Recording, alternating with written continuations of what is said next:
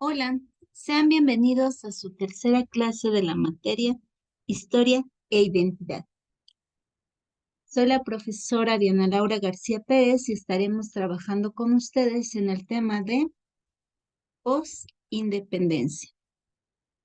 Hagamos un breve recorrido a partir de lo que vimos en la sesión anterior, las causas que dieron origen a la independencia, en donde se ve marcado cómo el Imperio Español empieza a perder poder ante sus colonias, principalmente ante la desigualdad política, económica y social, pues muchos de los criollos no tenían las mismas oportunidades que los españoles, haciendo que los indígenas fueran la clase con mayor problema de desarrollo, pues solamente se vivía un alto nivel de esclavitud y no tenían derecho alguno de libertad o de poder disfrutar plenamente su vida.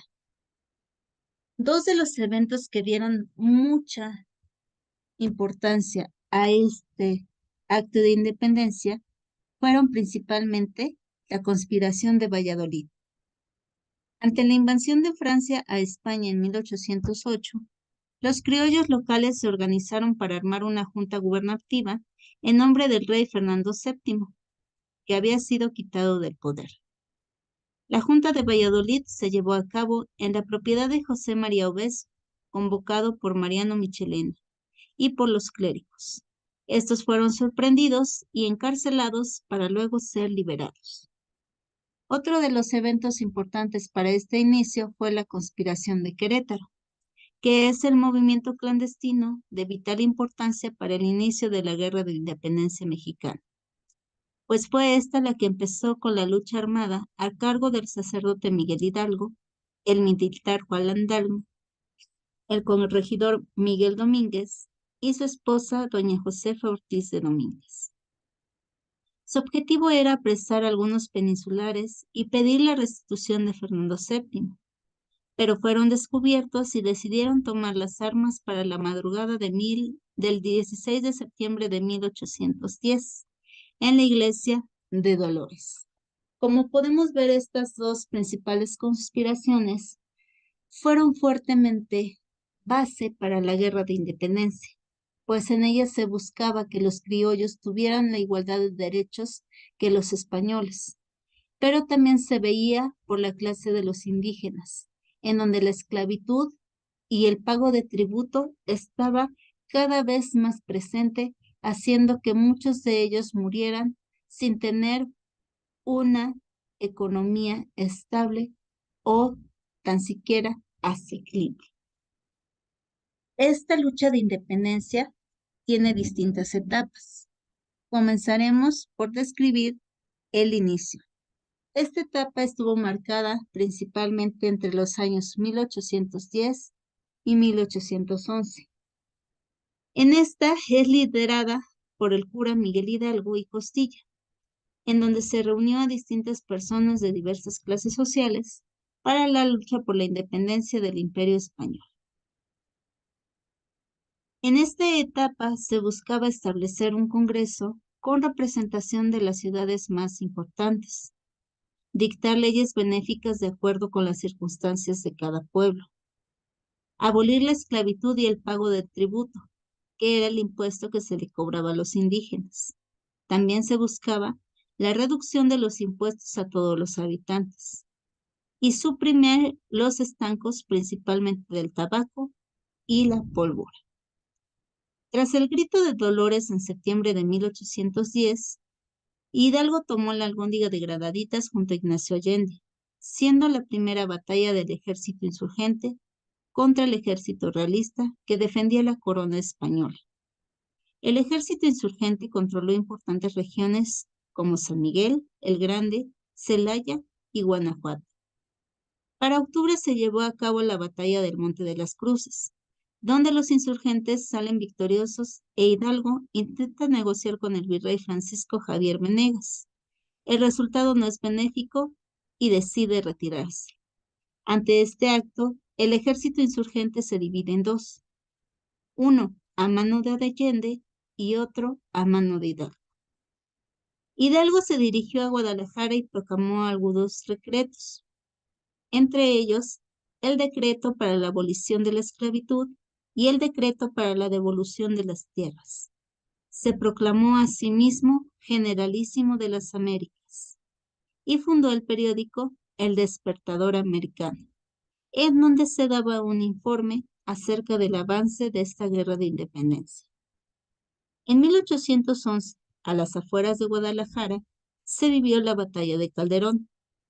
Las fuerzas encabezadas por Hidalgo son derrotadas por las tropas realistas del general Félix María Calleja, y es cuando Hidalgo, junto a Allende y Aldama, son arrestados y finalmente son fusilados. La siguiente etapa que se llega a vivir en esta parte de la guerra es la de organización, que surge entre 1811 y 1815, donde José María Morelos y Pavón quedó a cargo del ejército insurgente, tras la muerte de Miguel Hidalgo, postulando los sentimientos de la nación y sentando las bases para un Estado de Derecho mexicano. En esta etapa, Morelos se dirigió a Cuautla, ubicado en el actual estado de Morelos, el cual fue situado durante 72 días por el general Félix María Calleja. Finalmente, Morelos logró huir. Este acontecimiento es recordado por el nombre de Sitio de Cuautla. Para 1813 sucedió el primer Congreso Político Mexicano, conocido como el Congreso de Chilpancingo. En este evento, Morelos dio lectura al documento llamado Sentimientos de la Nación, en el que destacó la absoluta independencia de la nación, el reconocimiento de la soberanía popular y la importancia de los derechos humanos y de libertad, el gobierno distribuido en 3 poderes y el establecimiento de la religión católica como única. En 1814, en la ciudad de Apatzingán, a causa de la persecución del general Calleja, el Congreso proclamó la Constitución de Apatzingán, que instauraba un régimen republicano. Un año después, en 1815, tras la proclamación de la Constitución, Morelos fue arrestado y fusilado en Ecatepec. La siguiente etapa es la de resistencia, que dura de 1815 a 1820. En esta, tras la muerte de Morelos, se dio una etapa de decadencia del ejército insurgente, en el cual quedó dividido en diversas facciones. Vicente Guerrero quedó como líder de las tropas. Sin embargo, el Congreso lo destituyó y como consecuencia el Congreso fue disuelto, por lo que el ejército insurgente se caracterizó por una guerra de guerrillas. Finalmente, en 1820, el virrey Juan Ruiz de Apodaca proclamó la ley de perdón y olvido, con el fin de evitar traición a la corona y lograr la paz con los insurgentes, pero esto no sucedió. En ese mismo año se obligó a Fernando VII, rey español, a restaurar la Constitución de Cádiz, obligando a su virrey en Nueva España a jurarla. Ante ello, el clero novohispano buscó mantener sus propiedades y a través de una conspiración con los altos mandos de la Nueva España, principalmente el ejército, se dio la conspiración de Profesa, donde decidieron unirse a la causa de la independencia y así conservar sus derechos. La última etapa que se da es la de consumación, que fue en el año 1821, en donde los 2 ejércitos, el insurgente y el realista, se unen y forman el ejército trigarante. Esto se da después de ser nombrado comandante general del sur por el virrey de Apodaca. Iturbide convenció a los insurgentes de reunirse y establecer una unión entre ambos ejércitos, con el fin de lograr la libertad de la nación y mantener sus derechos como criollos. Para el 10 de febrero de 1821, sucedió el abrazo de Acatempa. Los dos ejércitos se unen y forman el ejército trigarante, que buscó defender las tres garantías: religión, independencia y unión. Después de llegar a acuerdos, decidieron dar a conocer el Plan de Iguala, proclamando la independencia de México. Para agosto llegó el último virrey español, Juan O'Donojú, para intentar hacer alianzas y recuperar la Nueva España. Pero al reunirse el 24 de agosto con Iturbide, sucedió lo contrario, y se vio obligado a firmar los tratados de Córdoba, en donde se reconoció la independencia de México por parte de España. Finalmente, el 27 de septiembre de 1821, entra pacíficamente a la Ciudad de México el ejército trigarante, señalando la consumación de la independencia. Como la primera etapa de esta clase acerca de la independencia, algunos de los personajes notables en esa fueron Miguel Hidalgo y Costilla, José María Morelos y Pavón y doña Josefa Ortiz de Domínguez. En estas etapas, los principales personajes fueron Agustín de Iturbide, el cual nace en 1783 en Valladolid, hoy Morelia, Michoacán, y fue ejecutado el 19 de julio en 1824 en Padilla, Tamaulipas. Siendo aún muy joven, a los 17 años, se enlistó en el Regimiento de Infantería Provisional de Valladolid. Así, al principio, y al igual que muchos otros insurgentes, Iturbide sirvió al gobierno real español. Posteriormente, a finales de 1820, su postura cambió y apoyó una nueva rebelión. Tiempo después proclamó el Plan de Iguala, el 14 de febrero de 1821. En un inicio, el virrey rechazó tanto al plan como a Iturbide. Sin embargo, gracias al apoyo que el futuro emperador recibía en diversas ciudades, así como a la victoria del ejército trigarante, el virrey O'Donojú legalizó el Plan de Iguala, consumando así la independencia. El 21 de julio de 1822, Iturbide fue coronado como emperador. Esto provocó el estallido de nuevas sublevaciones, incluida la de Casamata, guiada por Santa Anna, por lo que abandonó el poder meses después. En 1824, Iturbide fue declarado traidor y finalmente fue fusilado. Otro de los personajes importantes fue Francisco Javier Mina, el cual nace en 1789 y muere en 1817. Fue un militar de origen español que se unió al movimiento de independencia de México en el ejército insurgente. En Inglaterra coincidió con Fray Servando de Teresa de Mier, con quien compartió sus ideas liberales. Ambos ordenaron una expedición de apoyo a la independencia y en 1817 él llega a la costa de Nueva España para luchar por la causa. Otro de los personajes que también marca ímpetu en esta etapa fue Manuel Mier y Terán, que nace en 1789 y muere en 1832. Fue militar, teniente coronel y político que se unió al movimiento insurgente de Miguel Hidalgo, y más tarde, junto a José María Morelos y Pavón, continúan con esta lucha. Entre sus acciones más relevantes destaca la ocupación en Oaxaca, donde consiguió que los realistas desistieran. Asimismo, destacó su expedición en Coatzacoalcos, a fin de reunir armamento, y por sus arriesgadas campañas en Veracruz y Puebla. Otro personaje importante fue Mariano Matamoros, que nace en 1770 y muere en 1814. Matamoros fue otra de las figuras esenciales en el proceso de independencia. Antes de la revolución, había sido cura de Jonotecatepec, en el estado de Morelos. Como militar formó parte de distintas batallas, donde sobresalió por su valerosidad. Formó parte de la toma de Oaxaca como segundo jefe de Morelos, y en el año 1823, pocos años después de su muerte, fue nombrado benemérito de la patria.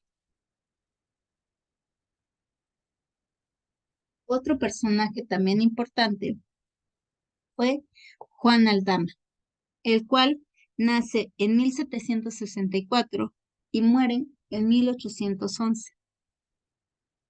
Juan Aldama participó como militar en el movimiento insurgente durante la independencia de México. Formaba parte de las reuniones secretas que se daban en Querétaro, y cuando los planes de esta conspiración salieron a la luz, fue el encargado de avisar de ello. Asimismo, también presenció el Grito de Dolores. Juan Aldama formó parte de distintas batallas, entre las que destacan la Batalla del Monte de las Cruces, la Batalla de Guanajuato o la del Puente de Calderón. Otro personaje importante fue Guadalupe Victoria, que nace en 1786 y muere en 1843. Su nombre completo es José Miguel Ramón Aduardo Fernández y Félix, más conocido como Guadalupe Victoria. Él fue militar y político insurgente. Además, fue el primer presidente de la República. Entre sus acciones en el proceso de independencia de México, destaca su participación en la toma de Oaxaca junto a Morelos. Este éxito le supuso ascender a general brigadier y estuvo al mando del ejército de Veracruz. Un personaje también notable fue Vicente Guerrero, que nace en 1783 y muere en 1831. Vicente Guerrero fue un político, militar, y en el año 1829 fue presidente de la República. Durante la Guerra de la Independencia, participó en distintas batallas en las que sobresalió por su gran habilidad y valentía. Entre sus actos durante el movimiento de independencia, destaca la participación en el denominado Abrazo de Acatempa, ocurrido el 10 de febrero de 1821. Este acontecimiento pretendía lograr el entendimiento entre insurgentes y realistas. Poco tiempo después de su muerte, se declaró como benemérito de la patria, y desde 1849 su apellido da nombre a uno de los estados mexicanos. Hermenegildo Galiana de Vargas nació el 13 de abril de 1762 en Tecpa, Guerrero, y falleció el 27 de junio de 1814 en Coyuca, Guerrero. Debido al descontento con el régimen, la familia de Galiana, junto con muchas otras familias criollas, se dedicó a realizar propaganda sobre el anhelo libertario que prevalecía en la Nueva España. Posteriormente, cuando la lucha armada ya había estallado, Galiana se puso a las órdenes de José María Morelos y le obsequió armas, así como el cañón apodado El Niño.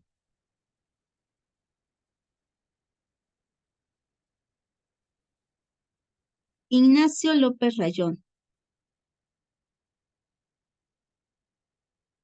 José Ignacio Antonio López Rayón y López Aguado. Nació el 31 de julio de 1773 en Tlapajúa, Michoacán, y falleció el 2 de febrero de 1832 en la Ciudad de México. López Rayón, como partidario de la lucha independentista, se encargó de crear un plan para administrar los recursos obtenidos para la causa.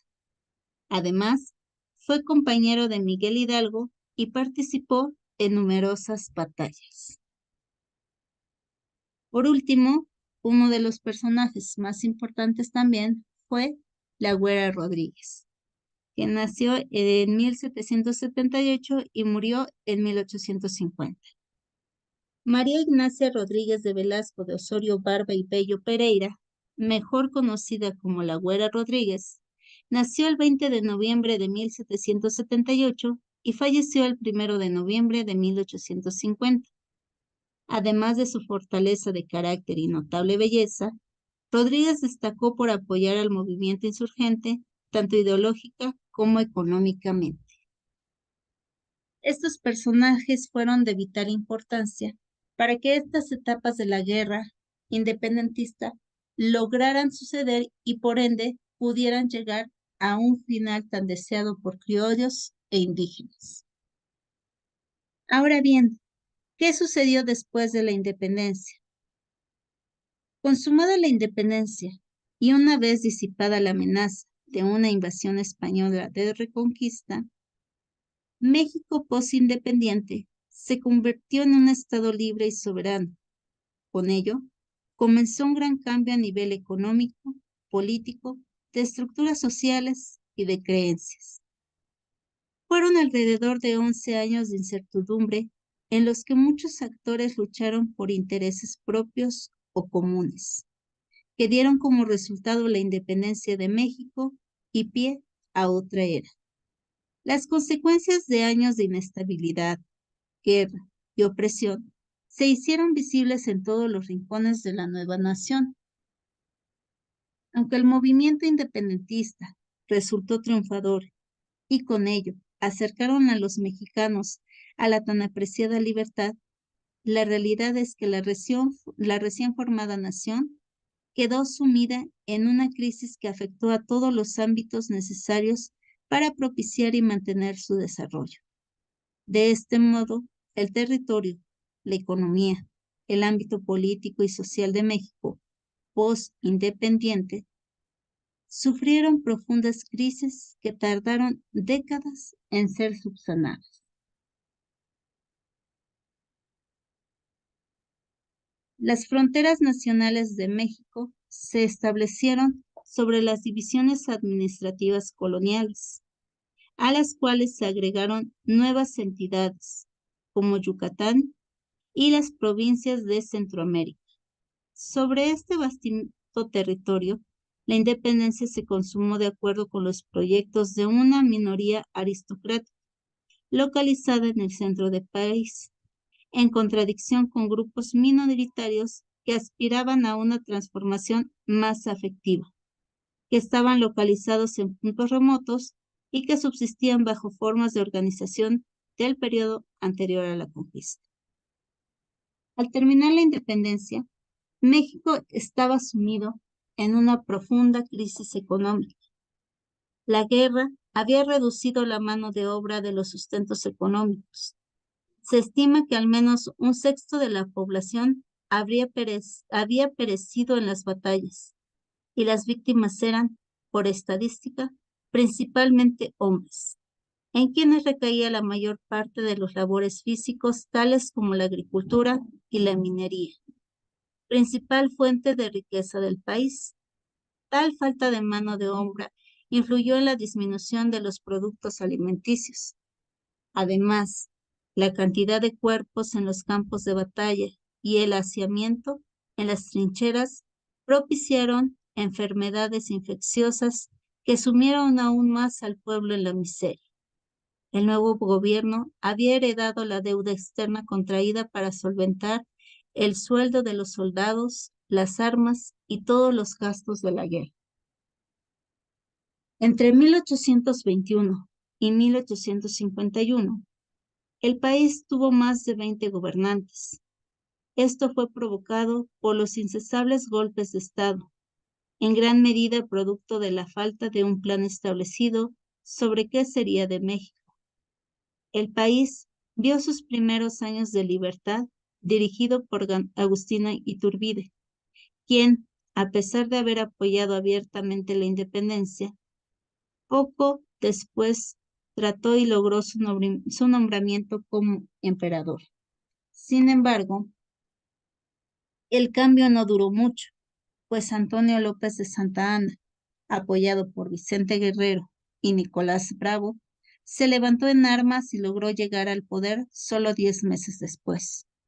México no estaba listo para dejar las revueltas y los años siguientes estuvieron llenos de luchas por el poder, que terminaron por diferenciarse en dos grupos: realistas y conservadores. Los realistas eran apoyados por Estados Unidos y los conservadores y tenían como objetivo hacer cambios radicales en la estructura social por medio de una república democrática y representativa para todas las clases sociales. Dentro de los cambios que buscaban promover se encontraban los siguientes: establecer 3 poderes: ejecutivo, legislativo y judicial; permitir la libertad de credo; garantizar las libertades individuales; separar a la Iglesia del Estado e incautaar sus bienes; que los crímenes del ejército sean juzgados con equidad; que la educación estuviera al alcance de todos. Los conservadores eran apoyados por las clases privilegiadas, el ejército, España y Francia, y sus objetivos eran continuar los privilegios de los ricos, instituir una monarquía centralista con los estados como departamentos, permitir los privilegios del clero y prohibir la libre elección de religión; que la Iglesia proveyera la educación para eliminar las ideas liberales desde su raíz; que la educación fuera disponible solo para ricos. Las batallas entre las dos facciones volvieron a sumir al país en el descontrol.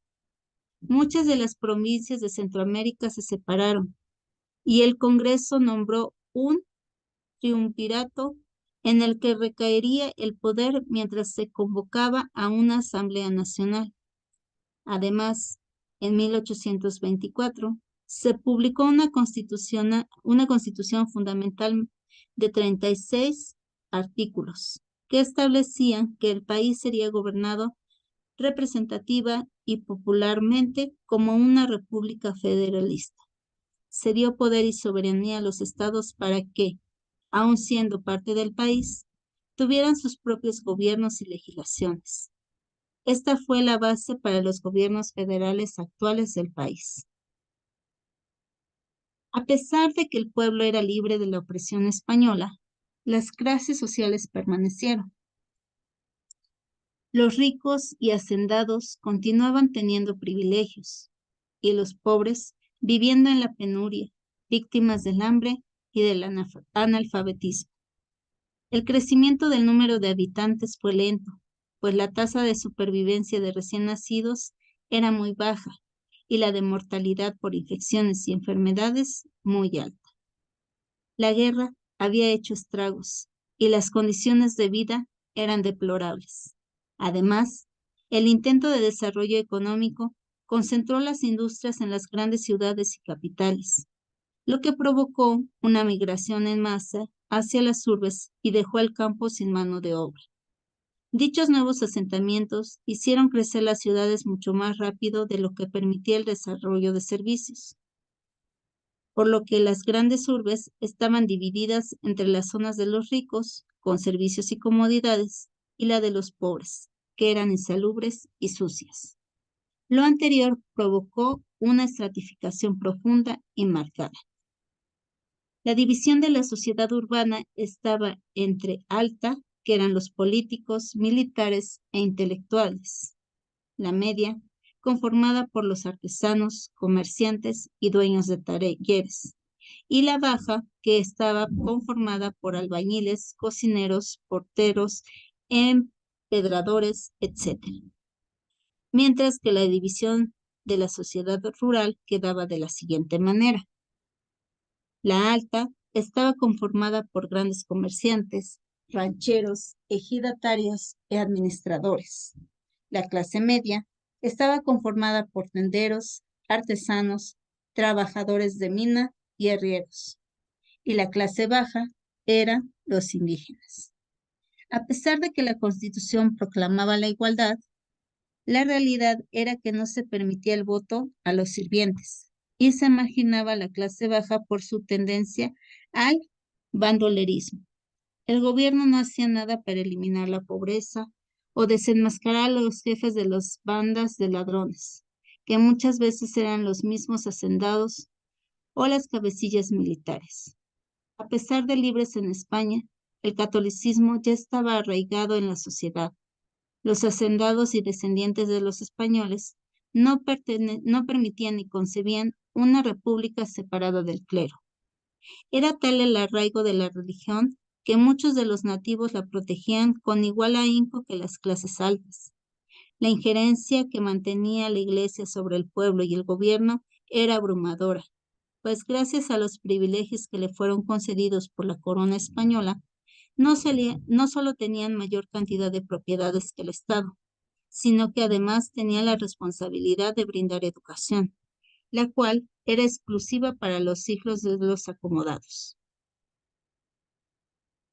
La acentuada división étnica, la desigualdad económica y social, las salvajes ambiciones militares y caudillismos, la profunda rivalidad política y la acometida del imperialismo fueron los factores detonantes en la generación de nuevos proyectos encaminados a cambiar la realidad del país. Algunos revivían aspectos de la colonia, mientras que otros acentuaban cambios profundos que evitarían que el país se desmoronara y que a pesar de todos los problemas internos y externos, México se consolidara como una nación independiente, cimentada en una república sentada en leyes, con espíritu nacionalista y un Estado fortalecido. Esto fue de vital importancia durante toda esta guerra de independencia para lograr esa liberación del Imperio Español. Muy bien, a partir de esta explicación que pudimos tener acerca de información acerca de la posindependencia, veremos un breve video que nos pueda resumir toda esta información.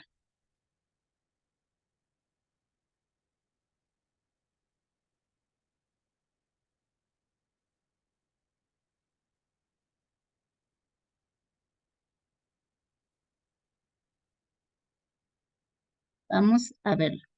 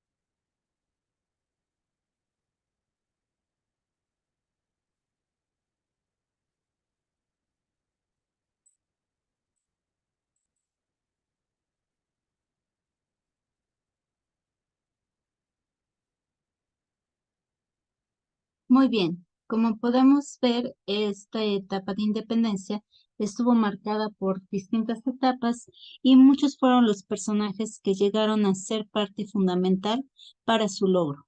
Consideremos que la independencia no solamente fue un acto de sublimación acerca de los indígenas, sino también de los criollos, y las consecuencias fueron altísimamente graves para la situación económica, política y social del país, pues no nada más con el fin de la guerra esto se llevó a su conclusión, sino que vinieron muchos años de recesión económica, mucha desigualdad todavía y una educación que ha tenido distintas fracturas y que en la cual todavía se ven consecuencias en los años actuales. Muy bien, hasta aquí llegamos por la sesión de hoy y nos estaremos viendo en la siguiente semana.